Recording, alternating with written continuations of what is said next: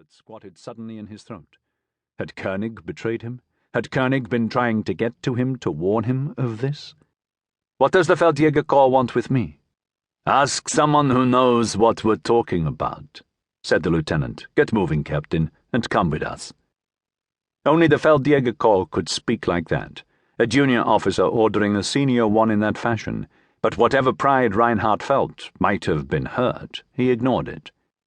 He looked at his drink, imagined knocking it back, imagined wincing at its burn across his mouth, but he just stubbed out his cigarette and shrugged into his coat, hoping neither of the Feldjäger would wonder why a man sitting at a table alone would have 2 drinks in front of him.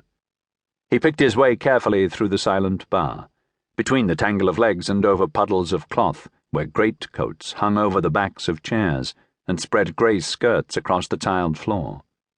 The 2 Feldjäger split to each side of the door, passing him through, their faces expressionless as they followed him under the dim glow of the entrance light, and up a flight of stairs to the darkened streets and into a heavy, wet cold.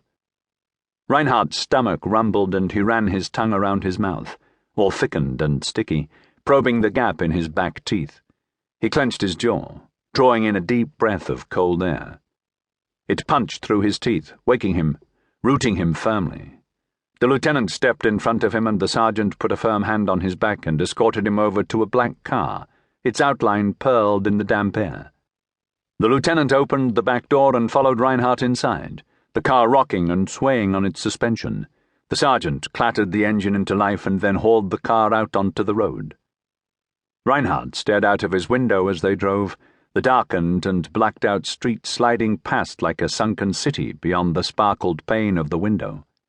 His mind turned over and over what might have happened to put them onto him, but could find nothing. They had done nothing, their so-called resistance cell, since July, when the world had seemed to stand still in the aftermath of the attempt on Hitler's life. They had watched as others elsewhere had taken their chance. They had waited as the machine they had hoped had been dealt a death blow had stuttered and then roared back into life. Then they had hoped and prayed for the best, until one of their number had vanished into buildings of concrete and steel and never come out again, and then a second, and the cell had scattered after rushed and furtive goodbyes, if there were any goodbyes at all, eyes hooded far back beneath darkened brows.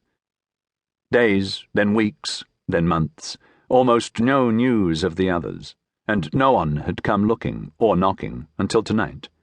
Reinhardt's mind turned over and over, and he wondered at last, battling onto it with a sudden desperation, why it was the Feldjäger who had come for him, and not the Gestapo or the SS. The car hammered its way through the wet night, down the wide boulevard of Ustae-only, up to what Reinhardt recognized as the old Austro-Hungarian Defense Ministry building, now one of the main German headquarters in the city. A huge swastika flag hung like a crimson smear down the front of the severe grey structure, all vertical lines and ornate stonework under a copper-coloured roof. They drove along the side of the vast building and around the back, weaving through barricades and skirting a spill of rubble from a part of the building that had collapsed in a recent bombing raid. The lieutenant motioned Reinhardt out of the car, and he shivered once in the cold. He followed the lieutenant inside, past a pair of Feldjäger on sentry duty warming their hands at a metal brazier. It seemed even colder inside as he followed the Feldjäger through the warren of the building, upstairs and around landings, and farther up until the lieutenant knocked at a door and opened it, ushering Reinhardt into an anteroom. A corporal, his tunic studded with decorations, took Reinhardt's coat and knocked at a second door. A muffled answer came. Reinhardt walked into a long office, a desk standing at one end in front of a fall of heavy curtains, and a lamp with a green shade burned on the desk, carving the face of the other officer who sat there into harsh lines of light and shadow. The rest of the room was dark, and it took Reinhardt a moment longer to realize there was a third man in the room, sitting in a deep chair, far back in the shadows. "Captain Reinhardt," said the officer at the desk, as the corporal shut the door with a whisper of wood. The officer indicated a spot in front of the table, and Reinhardt came to attention.